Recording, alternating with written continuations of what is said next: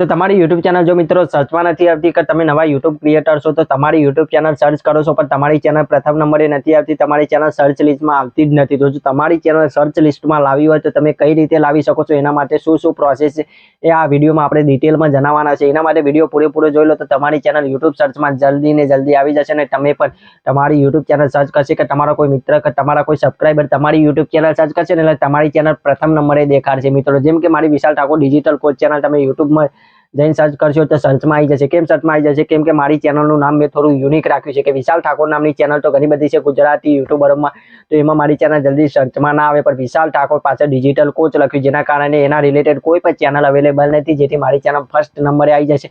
અને મારા વિડીયોના સેક્શનમાં હું ટેક્સ સેક્શનમાં મારા કીવર્ડ નાખતો હોય છે અને મારા વિડીયો પણ વધુ આવવા માંડે, જેથી વધુ વિડીયોના કારણે મારી ચેનલ ઓટોમેટિક સર્ચ રેન્કમાં આગળ આવવા માંડી. તો તમારે શું કરવાનું છે? સૌથી પહેલા તમારી ચેનલનું નામ થોડું અનોખું અને યુનિક રાખવાનું છે. જેમ કે ગુજરાતી ચેનલ કોમેડીની વાત કરીએ SB હિન્દુસ્તાની, તો તમે SB હિન્દુસ્તાનીની કોપી મારીને એના રિલેટેડ ચેનલ SB ફાર્મર કે એવી ચેનલ રાખી દેશો તો જલ્દી સર્ચમાં નહીં આવે. પણ તમે એનાથી અલગ ચેનલ રાખશો, જેમ કે તમારી કોઈ પણ કેટેગરી હોય, કોઈ પણ ટેગ કેટેગરી હોય, કોમેડી કેટેગરી હોય, બ્લોગ કેટેગરી હોય, કે એમાં કોઈ પણ પ્રકારની કેટેગરી હોય તો તમે તમારા ચેનલનું નામ થોડું અનોખું રાખો. કોકની કોપી મારીને ડાયરેક્ટ નામ ન લખશો.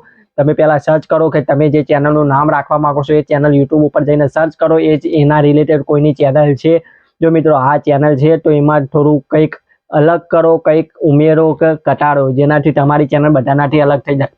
એટલે YouTube ચેનલનું નામ રાખ્યા પહેલા સૌથી પહેલા YouTube ઉપર સર્ચ કરીને જોઈ લો એના રિલેટેડ ચેનલ અવેલેબલ છે.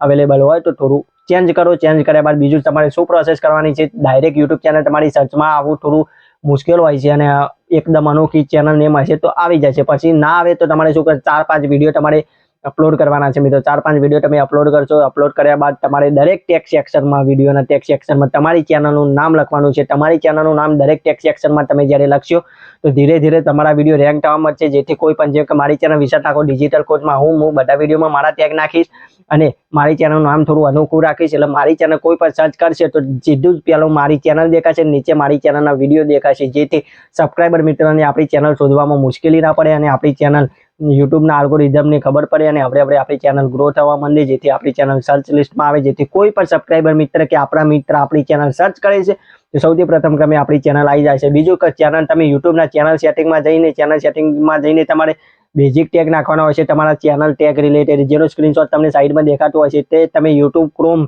એપ્લિકેશનમાં YouTube ખોલીને તમે શું કરો છો? સેટિંગવાળા ઓપ્શનમાં જઈને જનરલ સેટિંગમાં જાઓ છો. ત્યારે ચેનલ સેટિંગમાં જાઓ છો તો ચેનલ સેટિંગમાં તમને ટેગવાળો ઓપ્શન દેખાશે. એ ટેગવાળા ઓપ્શનમાં તમારે તમારી ચેનલનો ટેગ નાખી દેવાનો છે. પછી તમારી ચેનલ રિલેટેડ બીજા ઘણા બધા ટેગ હોય એ ટેગ નાખી દેવાના છે, જેથી તમારી ચેનલ સર્ચ લિસ્ટમાં આવશે. જો તમે આ બે પ્રોસેસ ચેનલનું નામ યુનિક રાખશો અને તમારા દરેક વિડીયોમાં ટેગ નાખશો તો ત્યાં નહીં નાખ્યો હોય તો પણ ચેનલ સર્ચ લિસ્ટમાં આવી જશે.